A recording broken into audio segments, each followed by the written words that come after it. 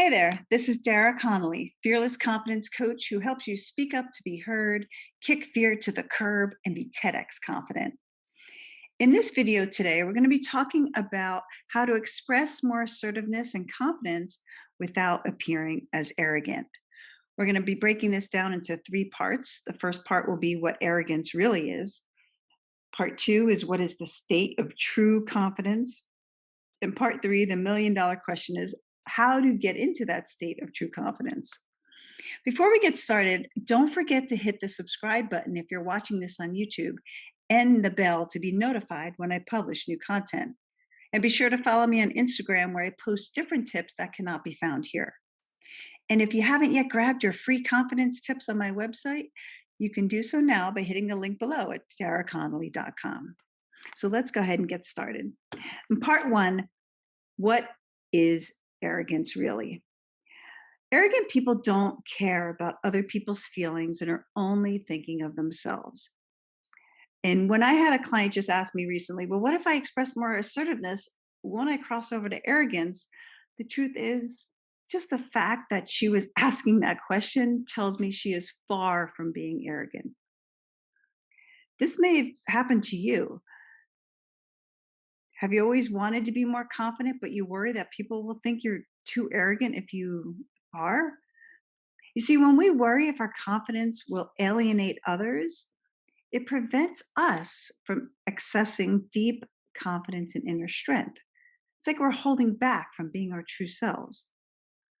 Arrogance is on the opposite side of the spectrum from true confidence.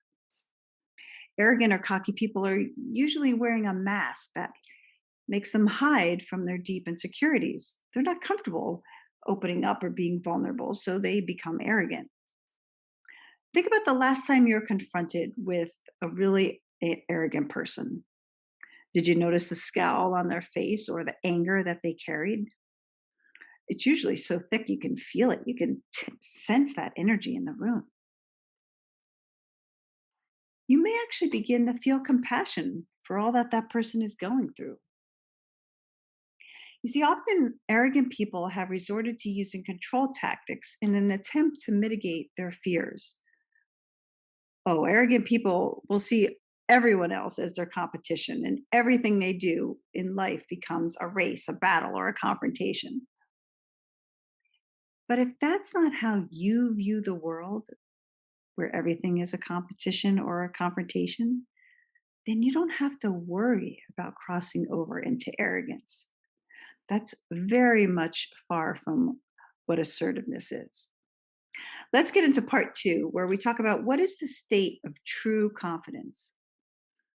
When you feel free to express yourself in a self loving way, and you can love others as well, and you're happy for other people's success and you're not competing with them, then you're in a state that I call true confidence. You see, true confidence allows others to be who they are, and it seeks unity and celebrates diversity. We're not competing with each other. In fact, you would feel comfortable letting other people be themselves and you being yourself. In fact, I find true confidence such a powerful aspect of our abilities that I love helping women find their state of true confidence. And you know you're in this state when you feel this following emotion. So listen carefully for the words I'm going to say and notice what emotions pop up and what you feel when I say them. When you feel curiosity, kindness, humble, strong, courageous, open hearted, full of integrity, and above all, honest. When you feel these feelings, you know you are in a state of authentic and true confidence. It's not arrogance because there's no confrontation or trying to think you're beating someone out, not taking anything from anyone. You're just giving all of you. Okay, now for part three. The $1,000,000 question is how can you get into a state of true confidence? You know you're with a truly confident person when you feel more of who you are when you're with them. Let me say that one more time.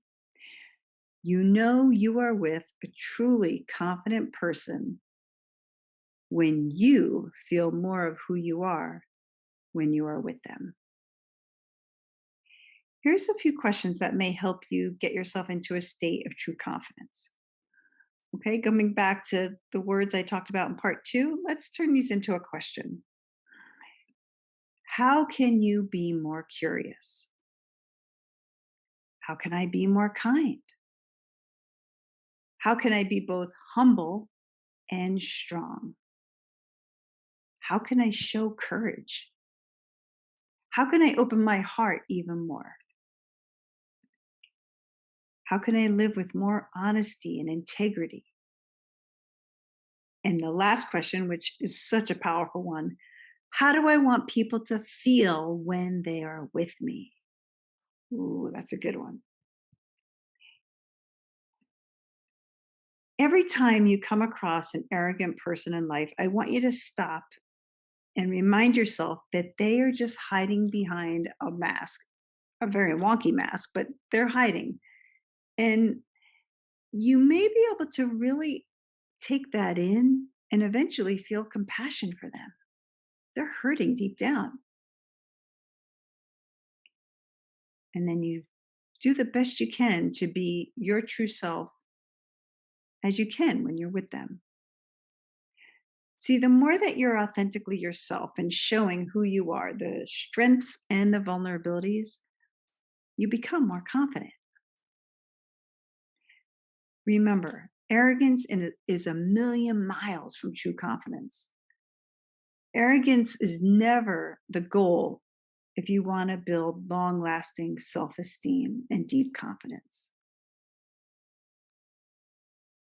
So, for anyone who really feels they are worried about when they assert themselves, if they're going to cross over from arrogance, trust me, that is so unlikely to happen. Because when you realize that your true self, your true confidence is coming from within and it's allowing you to give more of yourself so other people can give more of themselves when they're around you, that is absolute opposite of what an arrogant person does. Now I want to hear from you. Post a comment or click a link below to jump on a call with me. I want to know, are you struggling with showing more assertiveness and confidence? Do you know arrogant people in your life that really start to irritate you? I can't wait to hear from you. So post a comment and let me know how this applies to you in your life. And if you have not yet checked out my most recent book, Flip Your Fear, which is available for your very own signed copy if you go to daraconnolly.com. In the book, you will discover a simple 4-step guide, code really, to help you build long lasting confidence to overcome all your fears. So until we meet for the next tip, leave a comment. I can't wait to hear what areas of your life you feel confident or what areas you're struggling with confidence. And let's see if we can get you there. Until then, you are amazing.